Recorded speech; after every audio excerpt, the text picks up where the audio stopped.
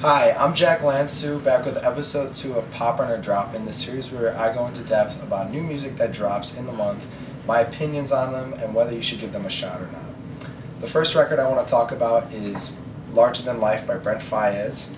The second one I'll go into is 1989 Taylor's Version by Taylor Swift, and Then You Pray For Me by West Side Gun. So Brent Faiyaz's new project, Larger Than Life, is his newest album since last year, with a runtime of about 36 minutes. It has 14 songs on it, and each song is, especially in the beginning, is not that long.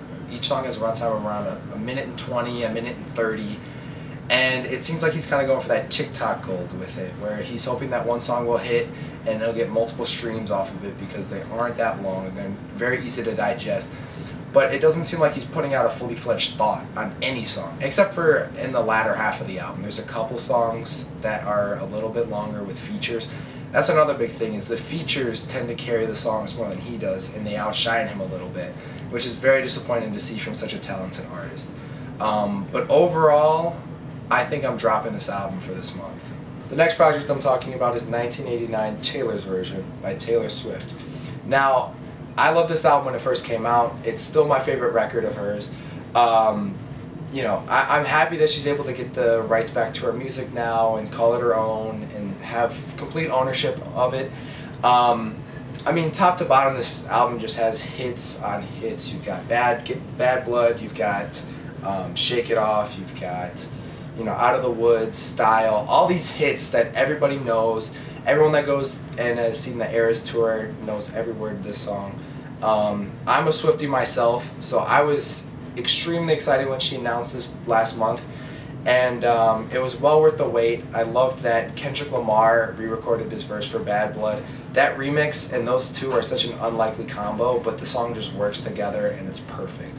And definitely a poppin' album. If you haven't heard this album already, I don't know how you haven't, but in my opinion, it's still her best project yet.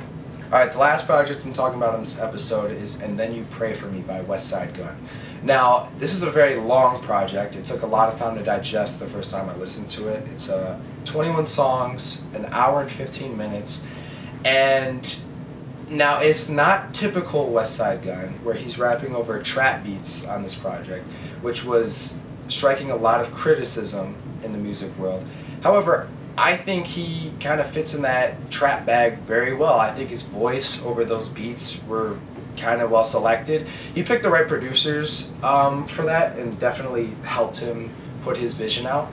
And I think he just doesn't care, and he just wanted to make the music he wanted to put out. And I love that. I thought it worked. However, there were a couple songs where the features of the song did outshine him quite a bit, and it seemed like it was their song and he was the feature on his own album. However, overall, I think I picked a lot of songs away. Mama's Prime Time still might be one of my favorite songs of this year. JID's verse in the middle is insane, and I still think he's one of the top rappers in the game, and the fact that West Side Gun was putting him on like this and showcasing more of his talent is a great thing, and I think more people need to get into his music too. But overall, this album's poppin'. I love it. I think people should give it a shot and expand your music taste a little bit. Alright, that's it for this episode. Just a quick recap. We were dropping the Brent Faiyaz album. I thought it was way too short. He should have baked it in the oven a little bit longer. And it just wasn't up to par with his other projects and his type of music. 1989 Taylor's Version, super happy it dropped. I was crossing my fingers when I saw her go on tour that this is going to be the one that she'd drop on this tour, and she did, and I'm super happy with it. And then West Side Gun's new project, I loved. I think everyone should give it a shot and expand your music taste if you haven't heard of them yet.